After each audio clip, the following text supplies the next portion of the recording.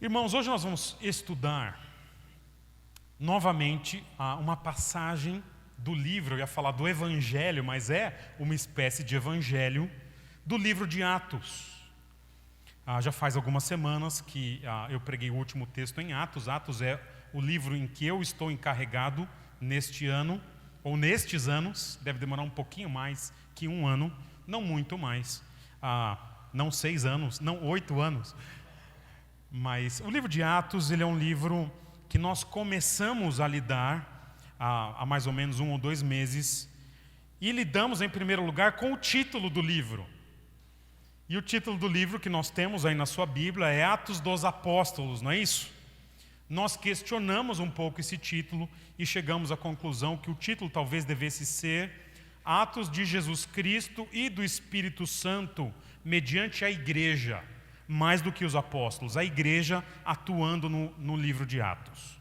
Em seguida, nós então começamos a estudar aquele último momento do livro de Atos, o último momento, da vida de Jesus na terra, em que Jesus está ali no monte, reúne os seus discípulos, dá as últimas instruções e sobe. E nós lidamos até com uma perspectiva histórica, que o Mateus vai colocar ali para a gente, Hugo também, dos eventos que os discípulos imaginavam que ia acontecer. Os discípulos achavam que Jesus já vinha reinar, e Jesus mostra para eles que depois da ressurreição ele tinha uma comissão, um mandamento para dar para os discípulos. Depois ele sobe aos céus, viria o batismo com o Espírito Santo, e depois a consumação dos tempos, após o longo período da igreja que nós estamos vivendo hoje.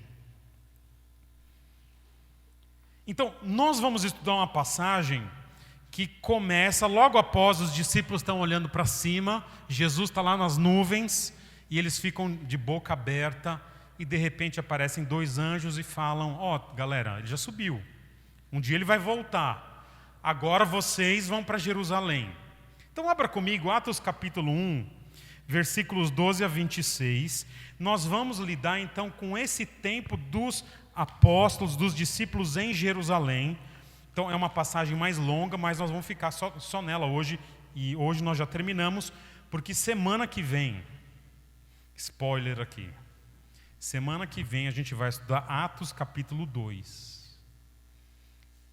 E não foi de propósito, foi mais ou menos de propósito, mas eu parei de pregar em Atos porque eu estudei Atos capítulo 2 por 3 meses. 3 meses estudando uma passagem, porque esse texto é fundamental para a história da igreja, para definir algumas questões teológicas. Eu estudei esse texto por 3 meses. Eu li talvez 1000 páginas mais ou menos do que eu tive que ler sobre Atos capítulo 2. Então semana que vem se prepara, né, que o bicho vai pegar. Nós começaremos Atos capítulo 2, a descida do Espírito Santo na igreja, mas isso é só semana que vem. Vocês vão ter, se Deus abençoar, vai ter podcast sobre isso essa semana, artigo e tudo mais, porque eu estudei não só Atos 2, como fenômeno de línguas por 3 meses. E aí os irmãos se preparem, que a coisa vai ser diferente do que a gente está acostumado aqui. Serão algumas semanas, na verdade 3 semanas, estudando Atos capítulo 2. Mas hoje, Atos capítulo 1, versículos 12 a 26. Eu vou ler, então acompanha aí na sua Bíblia, se você tiver, se não, deve estar na tela. Se você enxergar muito bem, você consegue ver na tela. Acho que ficou pequeno, né? Desculpa, foi mal. Diz assim: então eles voltaram para Jerusalém. Então eles estavam olhando lá para o céu, os anjos mandam voltar, e eles voltaram para Jerusalém, vindo do monte chamado das Oliveiras, que fica perto da cidade, cerca de 1 quilômetro. Quando chegaram, subiram ao aposento onde estavam hospedados. Achavam-se presentes, chamada agora, Pedro, Tiago, João e André, Filipe, Tomé, Bartolomeu e Mateus, Tiago, filho de Alfeu, Simão, o Zelote, e Judas, filho de Tiago. Não é Judas Iscariotes, tá? É o Judas Tadeu. Todos eles se reuniam sempre em oração com as mulheres, inclusive Maria, a mãe de Jesus, e com os irmãos de Jesus. Tiago, depois irmão de Jesus, vai ter um papel muito importante no livro. Naqueles dias, Pedro levantou-se entre os irmãos, um grupo de cerca de 120 pessoas, tamanho da nossa igreja. E disse: irmãos, era necessário que se cumprisse a Escritura que o Espírito Santo predisse por boca de Davi a respeito de Judas, que serviu de guia aos que prenderam Jesus. Ele foi contado como um dos nossos e teve participação neste ministério. Ele abre um parênteses agora, versículos 18 e 19, momento fofo aqui. Com a recompensa que recebeu pelo seu pecado, Judas comprou um campo, ali caiu de cabeça, seu corpo partiu-se ao meio e suas vísceras se derramaram. Todos em Jerusalém ficaram sabendo disso, de modo que na língua deles esse campo passou a chamar-se Aceldama, isto é, campo de sangue. Vamos lidar bastante com esses versículos aqui hoje. Porque, prosseguiu Pedro, está escrito no livro de Salmos: fique deserto o seu lugar e não haja ninguém que nele habite, e ainda que outro ocupe o seu lugar. Portanto, é necessário que escolhamos um dos homens que estiveram conosco durante todo o tempo em que Jesus viveu entre nós, desde o batismo de João até o dia em que Jesus foi elevado dentre nós às alturas. É preciso que um deles seja conosco testemunha da sua ressurreição.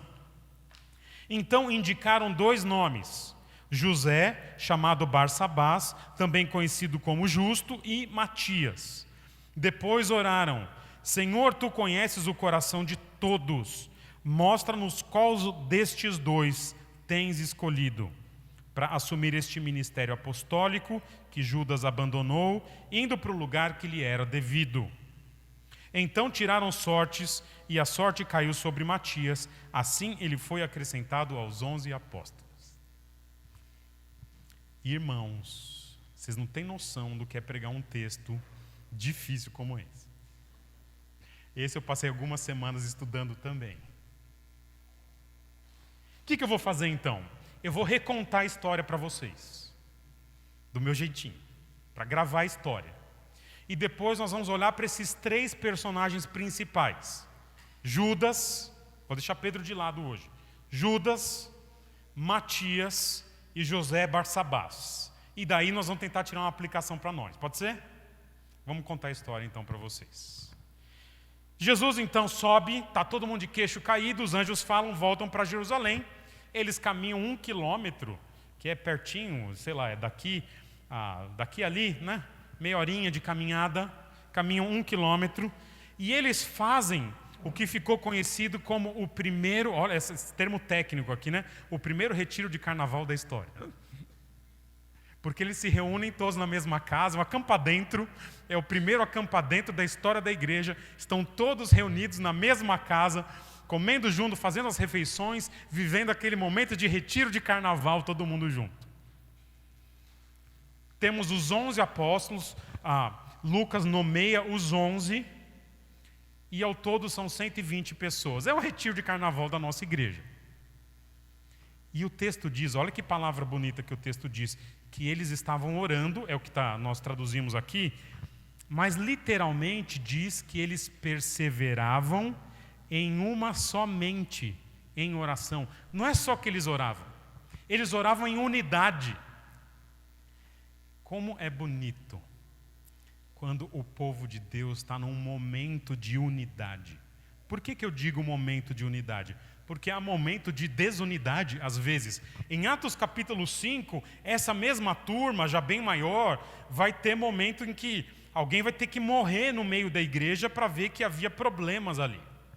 Mas agora é aquele momento, e Jesus está ressurreto, ele sobe aos céus, está todo mundo feliz e eles estão orando. É aquele retiro de carnaval que marca a vida das pessoas.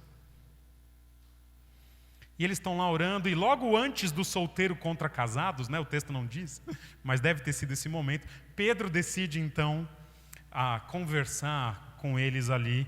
E Pedro vai ser o grande líder da igreja até Atos capítulo 10.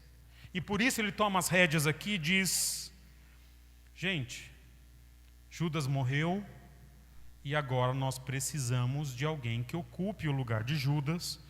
E ele inclusive usa 2 salmos ali, dizendo que é essa interpretação que eles dão aos salmos ali.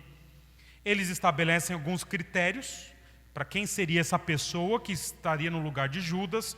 O critério, nós vamos lidar daqui a pouquinho, que fala que esteve desde o batismo de João até Jesus ser elevado aos céus, que esteve com Jesus após a ressurreição.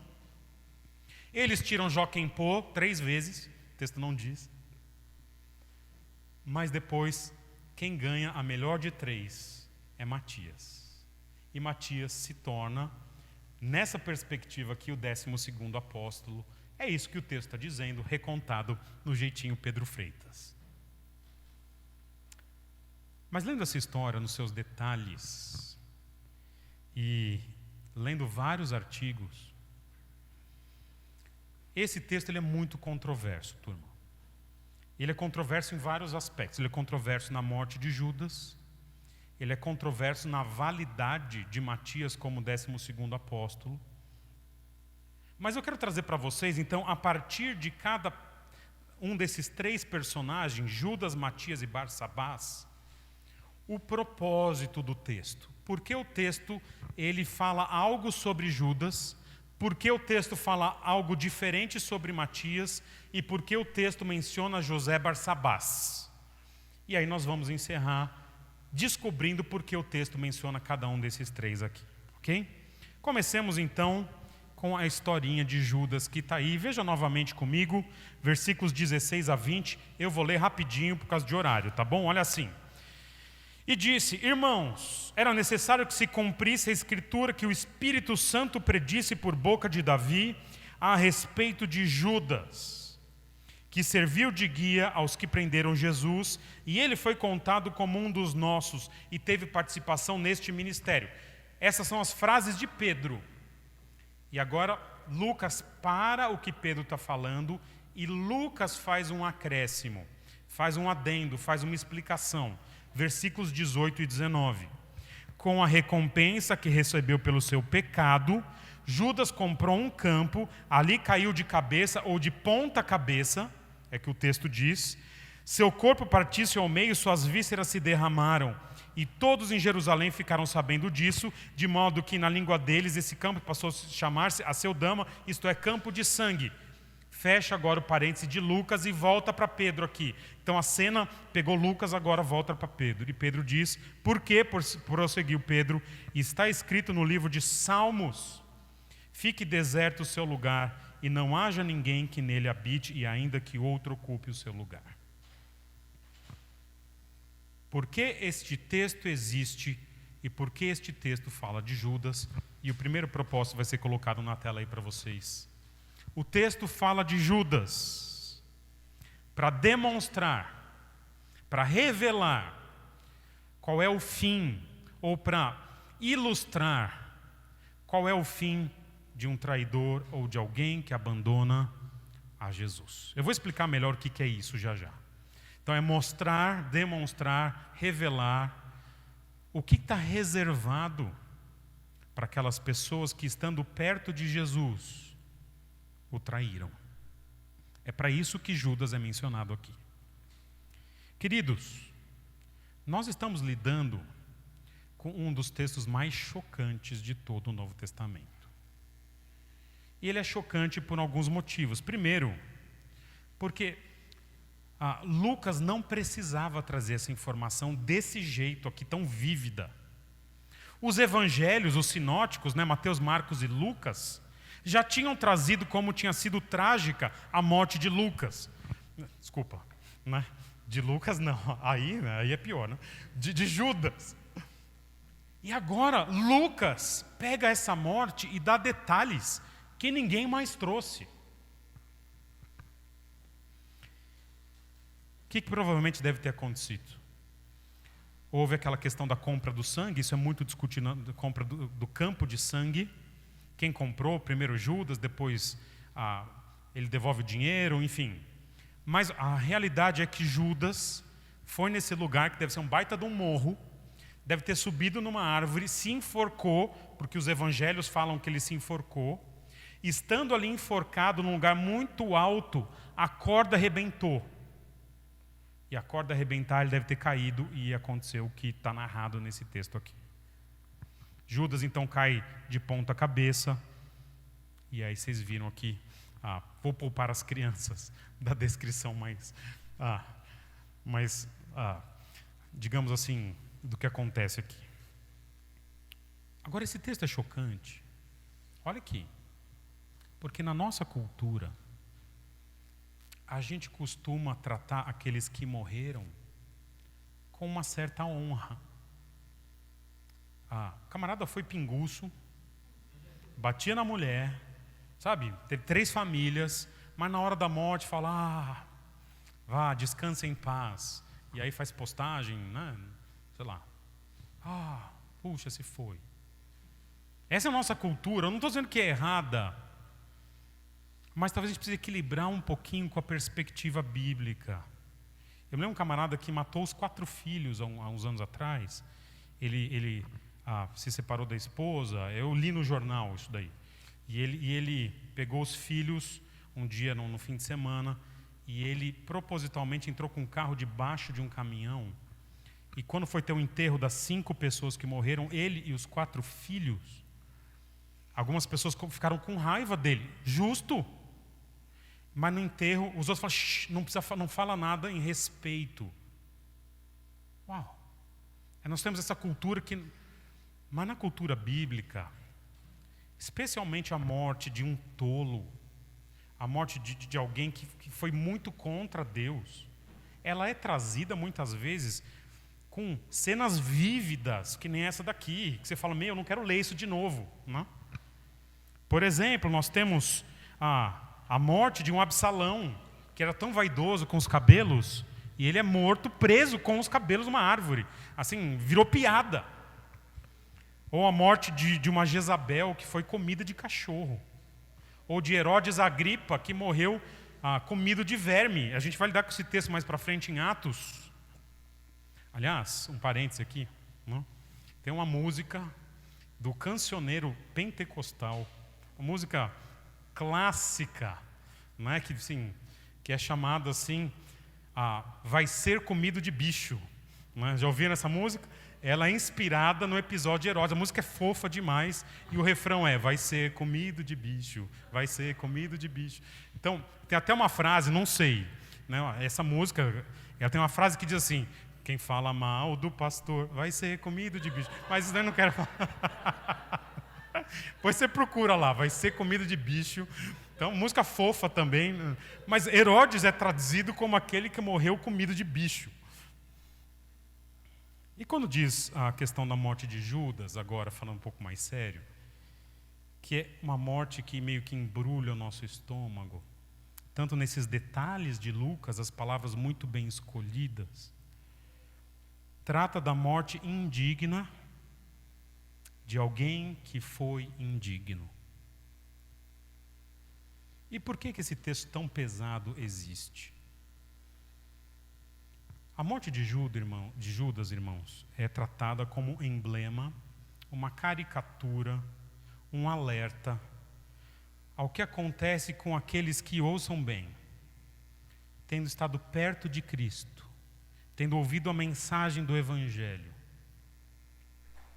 eles caminharam por um tempo, mas no fundo, eles rejeitaram essa mensagem. Irmãos, vou ser bem direto e honesto com vocês aqui. O pior lugar, eu já falei isso em outros textos, porque a Bíblia é muito clara nesse aspecto. O pior lugar para alguém que rejeita a Cristo estar, então o pior lugar para alguém estar, sendo que essa pessoa já rejeita a Cristo, é perto do Evangelho. Porque isso cria um endurecimento. Se a pessoa, então, veja, ela está perto do Evangelho, ela está ouvindo os ensinamentos de Cristo, mas ela não quer se submeter a isso. Isso é tratado, por exemplo, por Jesus no episódio de Mateus capítulo 11, como uma geração adúltera e incrédula, porque aquela geração de Cafarnaum viu os milagres de Jesus e não se converteu. Isso é tratado no Mateus capítulo 12, na questão da blasfêmia contra o Espírito Santo, naquele episódio que fala, por exemplo, que um demônio é expulso, depois ele volta contra os 7, e ele fala assim: assim acontecerá com essa geração, porque Jesus veio ali tirando o mal, expulsando demônios, e eles não se converteram. Então, quem está perto de Jesus, mas não quer Jesus, está na pior situação possível. E eu quero então dar 2 sugestões para vocês aqui. Primeira, se você está aqui hoje e sabe no seu coração que no fundo, você não crê que Jesus é o Salvador. Ele é só uma opção bonita, legal. Você está ouvindo isso hoje e pensa assim. Então, meu primeiro conselho, meu maior conselho é: diante da cruz hoje, que você se ajoelhe e fala: Senhor, me perdoe e me salva. Se arrependa. Fala: Senhor, eu não posso ir para o céu sozinho, eu não consigo. Por favor, eu estou arrependido disso. Eu confio que o que o Senhor fez na cruz pode me salvar e me salva. Faz isso. Esse é o meu principal conselho. Mas se você não quer seguir esse conselho, a minha sugestão então é: fuja. Fuja. Porque a pior situação que a gente vê nos evangelhos é de alguém que está perto do evangelho, mas não quer o evangelho nos termos que o evangelho traz, dizendo que nós somos pecadores e precisamos de um Salvador, e o único Salvador é Jesus. Judas sempre foi assim. Ele sabia quem Jesus era, ele viu os milagres, ele sabia que era o Filho de Deus, mas no dia que ele percebeu que ele não conseguia um centavo daquilo que ele estava participando, ele falou: quer saber? Entre esse Jesus e ganhar algum dinheiro, ele foi lá e vendeu Jesus pelo preço de um carro velho. E ele termina a vida dele assim, e não é o fim. Esse é só uma pequena amostra do que é a eternidade de alguém assim. Então, a morte de Judas revela que é daqui para pior. Judas foi aquele que expulsou demônios. Lucas capítulo 9 vai dizer isso. E ele teve, segundo Pedro, participação no ministério. Ele provavelmente curou pessoas, ele expulsou demônios. Tanto é que quando Jesus anuncia o traidor na mesa da última ceia, ninguém chega e fala, quando Jesus diz: um de vocês vai me trair, todo mundo olha para Judas e fala. Não, ninguém sabia. Ninguém sabia quem seria o traidor. Todo mundo fala: será que sou eu? Será que sou eu? Até que Judas chega e diz: com certeza não sou eu. Estou tentando achar minha referência aqui. Mateus 26, 25, e Jesus diz: não é você. O único que diz: eu não sou, é ele. E Pedro então cita 2 versículos que se aplicam, duas passagens que se aplicam a Judas. A primeira no Salmo 109, em que, Salmo 109, versículos 5 a 8, se você quiser abrir rapidamente aí, é uma descrição do que foi a vida de Judas. Salmo 109, versículos 5 a 8, que é o texto citado por Pedro.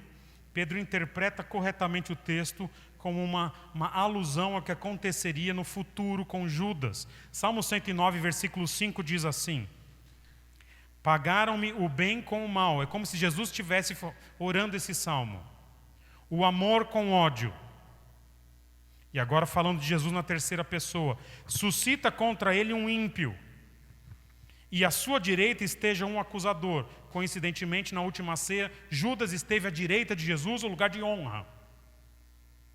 Quando o julgarem, seja condenado, e tida como pecado a sua oração.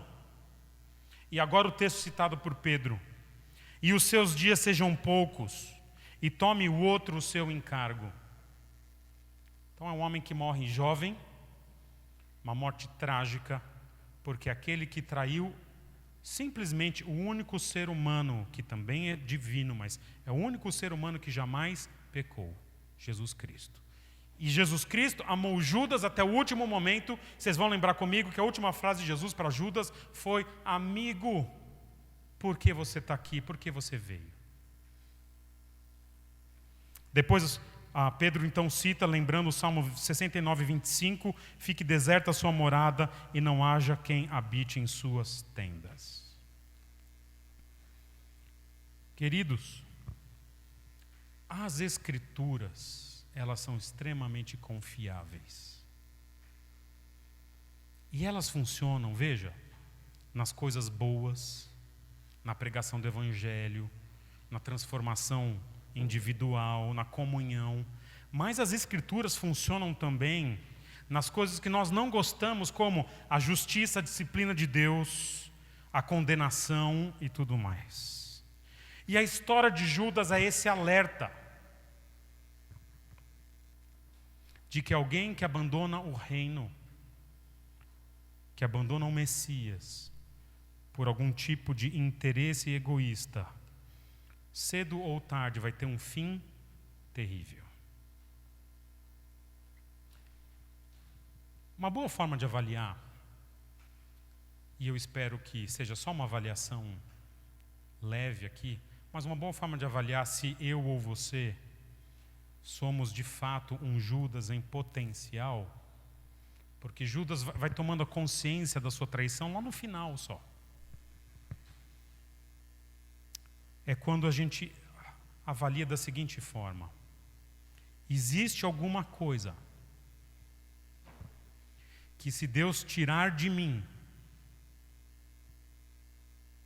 eu deixaria Jesus de lado? Existe alguma coisa nessa vida que, se Deus tirar de mim, eu deixaria a salvação de lado? Não, imagina. Se Deus mata a sua esposa e seus filhos, ou seu marido e seus filhos, todos, netos, filhos, todo mundo, só sobra você, você vai para a cadeia ainda. Não, ok. Vamos pensar do outro lado. Existe alguma coisa que você gostaria de ter, que, se você conseguisse ter, você deixaria a fé de lado? Um pouco de dinheiro, certa paz na vida, sabe? Existe alguma... Pensa nisso. Existe alguma coisa que, se eu perder, eu falar, para mim já deu.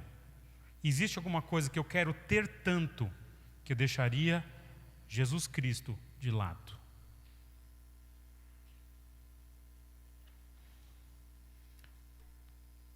Na época da ditadura militar, isso foi o período na história. Teve 2 períodos que eu estudei bastante quando estudei história. Um foi a Segunda Guerra Mundial e o nazismo. Eu estudo bastante isso daí até hoje. E o outro período que eu tenho estudado bastante, também já li muita coisa, os principais autores que a turma não conhece, porque são autores mais acadêmicos. O segundo período que eu estudei bastante foi o período da ditadura militar. E recentemente eu vi um documentário que um jovem, lá para 67, 68, 69, ele frequentava uma igreja metodista e ele foi preso. Foram na casa dele e levaram ele para a delegacia. E olha que interessante, ele não tinha nenhum envolvimento com os grupos de esquerda, terroristas, grupo armado, que também são péssimos e terríveis, mas não tinha nenhum envolvimento. Ele, no máximo, participava do grupo estudantil, mas não com envolvimento na esquerda propriamente dita. E ele chegou na delegacia e método fofo no Brasil de conseguir informação, né, era simplesmente com a tortura. Nessa época era com a tortura, hoje é menos, graças a Deus, mas dependendo do lugar ainda é com a tortura. Na favela ainda é com a tortura, no nosso meio não. Mas aqui, esse jovem então está sendo torturado e ele não tem quem entregar. Ele não participava do movimento. E o pessoal insistindo, falando quem é, onde você está, o que você está fazendo. E ele falou, eu não tenho nada a ver com isso. Até que o delegado olhou para ele e disse o seguinte: você espera que eu acredite em você, um jovem da faculdade, ou no seu pastor que veio te entregar? Uau. no seu pastor que veio aqui te entregar. Um jovem que não tinha nada que ver com nada. Isso é um traidor, um jovem crente, com marcas para a vida toda. Mas um irmão em Cristo, supostamente irmão em Cristo, está disposto por uma visão política, que tem a sua justiça ou não, mas a chegar nesse nível para ter alguma paz na sua congregação.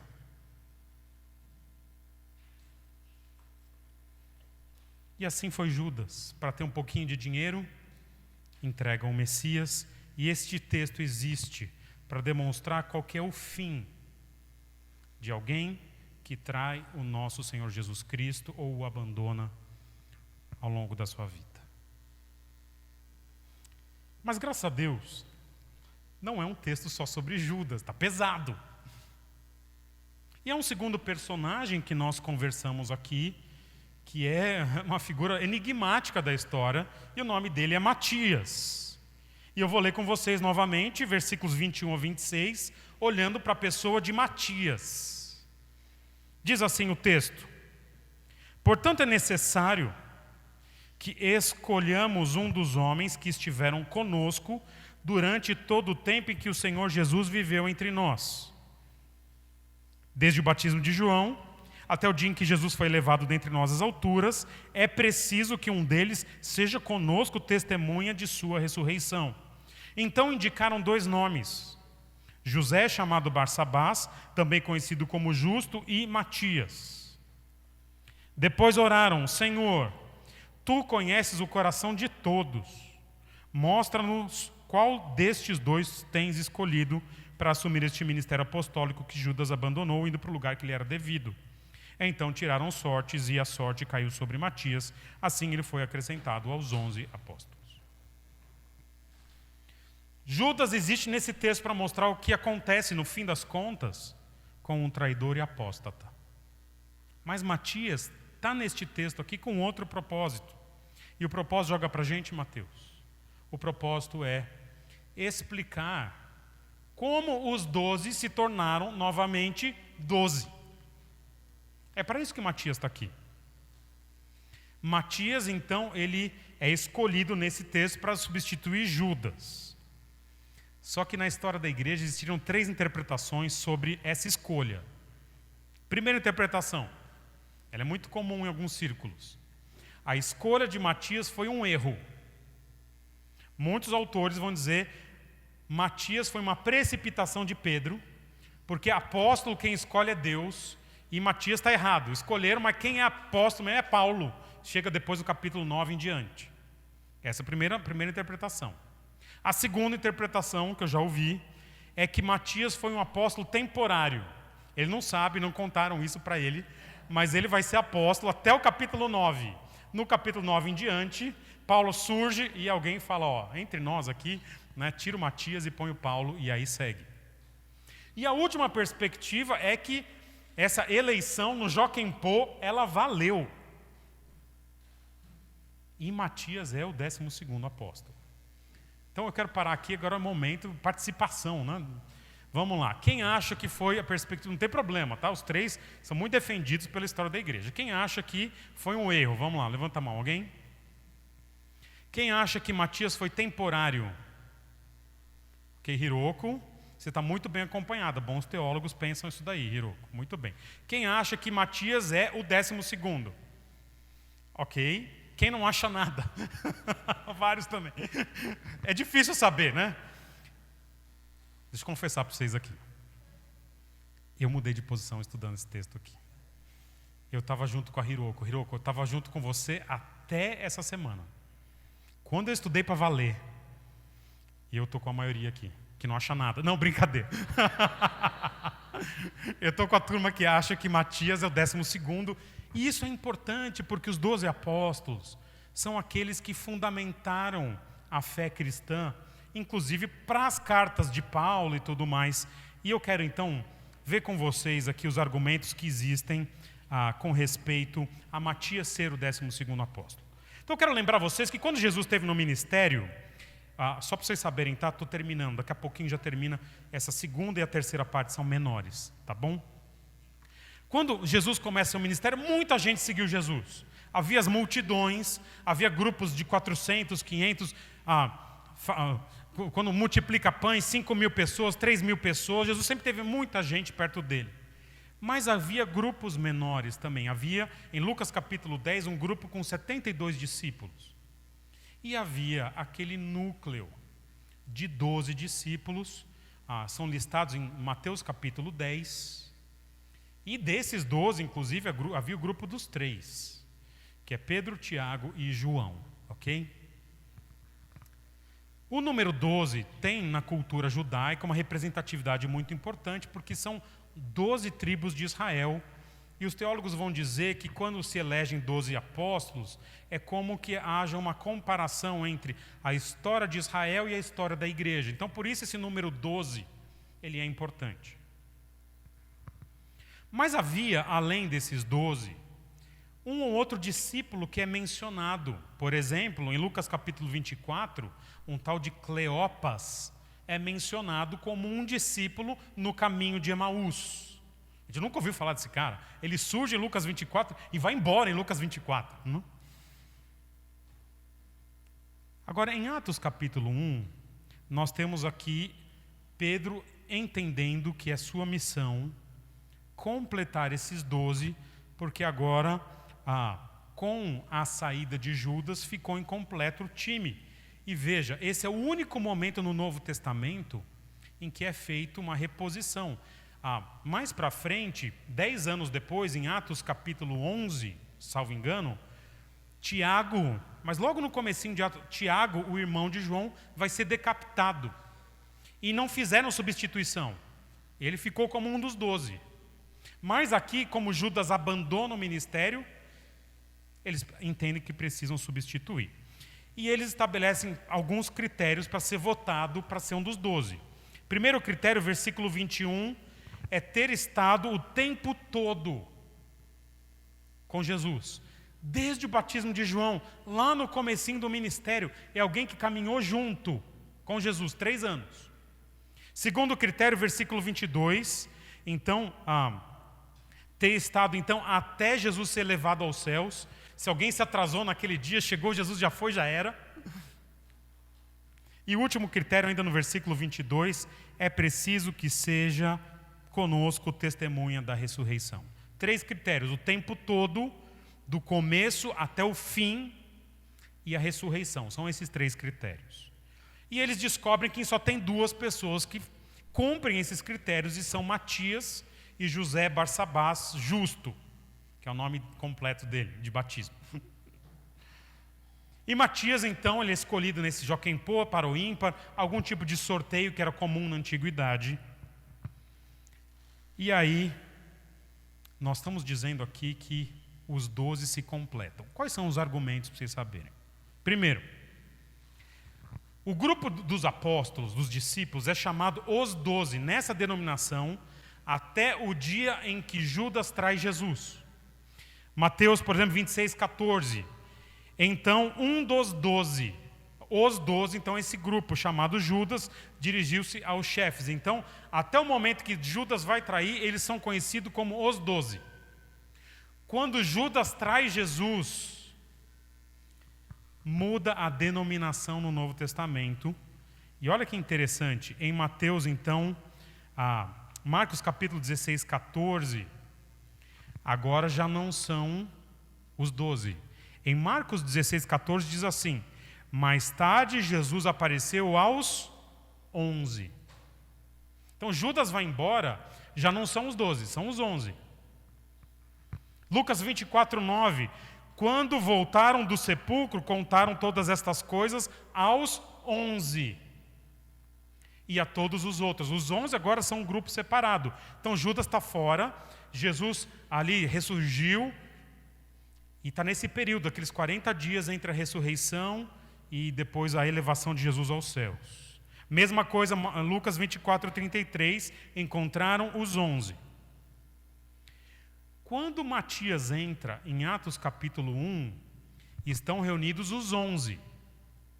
Mas em Atos capítulo 6, versículo 2, abra comigo, Atos 6, 2. Então Matias já entrou em Atos 6, não entrou? Então Matias entra em Atos capítulo 1. Então eles estão sendo chamados de 11 até Atos capítulo 1. Como que esse grupo é chamado em Atos capítulo 6, versículo 2? Diz assim: por isso os 12. Opa, olha que interessante. Na mente de Lucas, eles foram os 11 entre a traição de Judas e a escolha de Matias. Tendo escolhido Matias, Lucas se refere novamente a eles como os 12. Antes de Paulo existir como apóstolo e tudo mais. Você fala, mas pode ser que depois ele saiu e entrou Paulo. Mas há uma referência interessante. 1 Coríntios capítulo 15, versículo 5. Paulo está se referindo, olha que interessante. 1 Coríntios 15, 5. Paulo está se referindo ao pessoal que viu Jesus ressurreto antes de Jesus subir aos céus. Quem que tem que estar nesse grupo? Matias tem que estar nesse grupo, você concorda? Porque é um critério para ele ser apóstolo. Paulo chama esses, olha lá, 1 Coríntios 15, 5. E apareceu a Pedro e depois aos 12. Ou seja, Matias estava aqui, Paulo já considerou Matias no grupo. Gente, Paulo nunca foi colocado por nenhum autor bíblico como um apóstolo, como os 12. Ele não se colocou e nenhum autor bíblico colocou ele com os 12. E outra coisa importante aqui, no Novo Testamento, ouçam isso, não são 12 pessoas que são chamadas de apóstolos. Sabe quantos são? São 19 pessoas, que são referidas como apóstolos ao todo são. Então os 12, com Matias, depois nós temos, por exemplo, Barnabé, chamado apóstolo, temos Paulo, chamado apóstolo, e temos Tiago, irmão de Jesus, chamado apóstolo, mas não são chamados de 12, dos 12. Qual que é o ponto aqui? Existia 2 tipos de ministério apostólico na época do Novo Testamento. Nenhum dos 2 está disponível hoje, tá? Esse negócio de apóstolo hoje não existe. Quais são os 2 tipos? Primeiro é o apóstolo tipo os 12, que são aqueles que viveram com Jesus e eles é que julgavam as questões doutrinárias principais, inclusive as de Paulo. Quando Paulo se converte e ele é chamado para ser apóstolo, tem que passar pelo grupinho dos 12, falando, quem é você? Né? Põe lá, detector de mentira, né? E tudo mais. Olha que interessante. Mas existe um segundo grupo apostólico, desses outros 7, que são pessoas que escreveram texto bíblico, são pessoas que atuaram como apóstolo, mas não têm o mesmo nível de autoridade que os 12. E aí se encaixa Tiago, irmão de Jesus, que escreveu a epístola de Tiago, um Paulo, talvez o autor de Hebreus, esse tipo de coisa.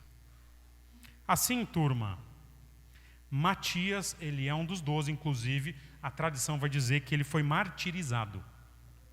Ele morreu da mesma forma que a maioria dos outros apóstolos. Então, Matias entra nessa lista e ele existe como um daqueles, sabe aqueles apóstolos tipo Judas Tadeu? O que Judas Tadeu fez no Novo Testamento? Resposta, tem a menor ideia. O que Tiago, que a gente chama do famoso Tiaguinho, né? Tiago o menor.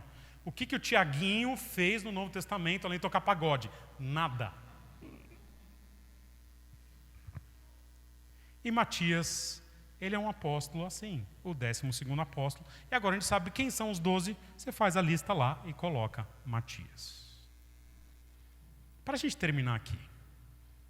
Beleza, já vimos o Judas, serve para mostrar o fim de um traidor. Vemos Matias, já sabemos quem são os 12. E por que cargas d'água aparece neste texto um homem chamado José Barsabás? Joga para a gente, Mateus.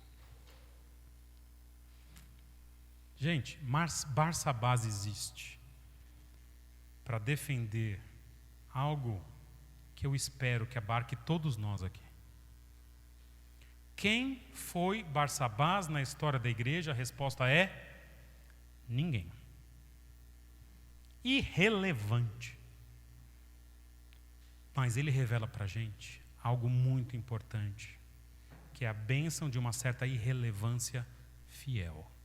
Eu quero rapidamente falar dele. Veja, eu espero que ninguém aqui seja Judas. Deus nos livre. Mas ninguém aqui vai ser um dos 12. Já fechou a conta. Ninguém vai ser tão importante, desculpem.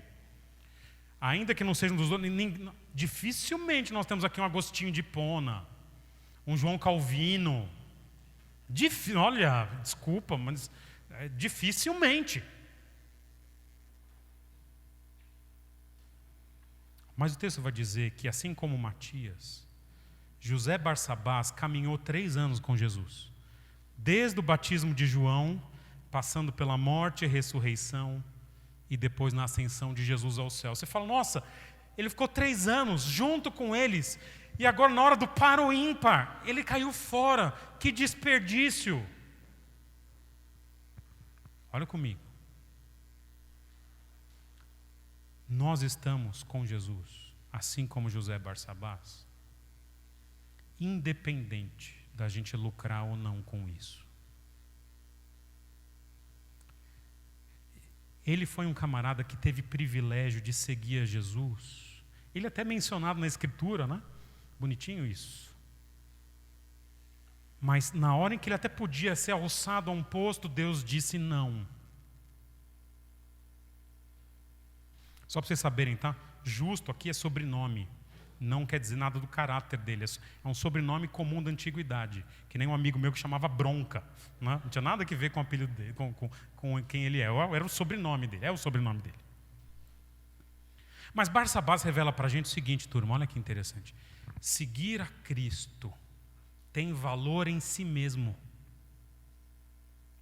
Ainda que a gente não saiba nada sobre Barsabás, a gente sabe que ele estava lá para seguir e foi assim.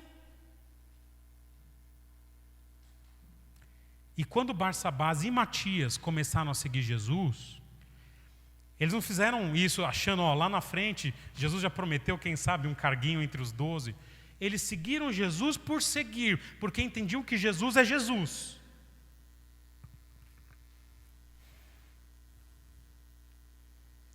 Porque, turma, o Evangelho, ele significa simplesmente seguir a Jesus, já grato pelo que nós já temos, que é a comunhão com Deus e a salvação em Cristo. E Barsabás representa isso. Terminando com uma aplicação aqui para mim e para você. Vamos considerar aqui então que Deus nos abençoe e nós não temos nenhum Judas aqui. Ficarei muito feliz. Só que nós temos aqui gente comum. Dificilmente teremos um dos grandes da história. Dessa forma, se você está aqui comigo hoje, tudo o que nós somos são irrelevantes, fiéis, assim como Barsabás. E eu diria o seguinte, já que nenhum de nós há de ser um Matias, é muito melhor ser um José Barsabás do que um Judas. E a minha oração é que nós sejamos como Barsabás, testemunhando de Jesus do começo ao fim, ainda que a história jamais lembre quem nós somos. É isso que eu tenho para vocês hoje. Nós vamos orar. A turma do segundo culto vai ter um extra aqui, porque não deu tempo de trazer. Deus abençoe vocês, vamos orar. Senhor, obrigado pelo tempo juntos aqui. Obrigado porque o Senhor nos alerta quanto a abandonarmos o nosso, aquele a quem temos por Salvador. E Judas, que jamais confiou em Cristo, recebeu como exemplo o que tem sido a eternidade dele, longe de Cristo. Obrigado pelo exemplo de Matias, que se tornou um dos 12, e provavelmente um homem fiel até o fim. E muito obrigado pelo exemplo de Barsabás, que representa muito de quem nós somos, pessoas que não estão registrando o seu nome na história, mas que estão seguindo Jesus simplesmente porque nós precisamos de Cristo como nosso Senhor e Salvador. Nos ajuda, Senhor, nesse nosso anonimato, nós sermos crentes muito fiéis. Esse é o meu pedido de gratidão, em nome de Jesus. Amém. Irmãos, depois dá uma olhadinha no boletim, temos ali os avisos. Sábado nós temos reunião de jovens e reunião de adolescentes. Ainda vou ver com o Daniel se faremos junto ou separado. E daqui a 2 semanas nós teremos assembleia. Guardem as datas que estão aí. E um último aviso, agora nós vamos ter as reuniões dos grupos de música separadamente, tá? Então o grupo do Felipe, pegar o grupo inteiro, eu vou conversar com vocês, não só os que têm participado na época da pandemia. Tem o grupo do Felipe, o grupo o meu, que eu comunico quem são, e depois a turma Denise e Ademir, eu marco com vocês ali também o grupo de vocês, tá bom? E é isso, ótimo domingo, Deus abençoe vocês, vou tomar uma água e vamos para o segundo culto. Valeu!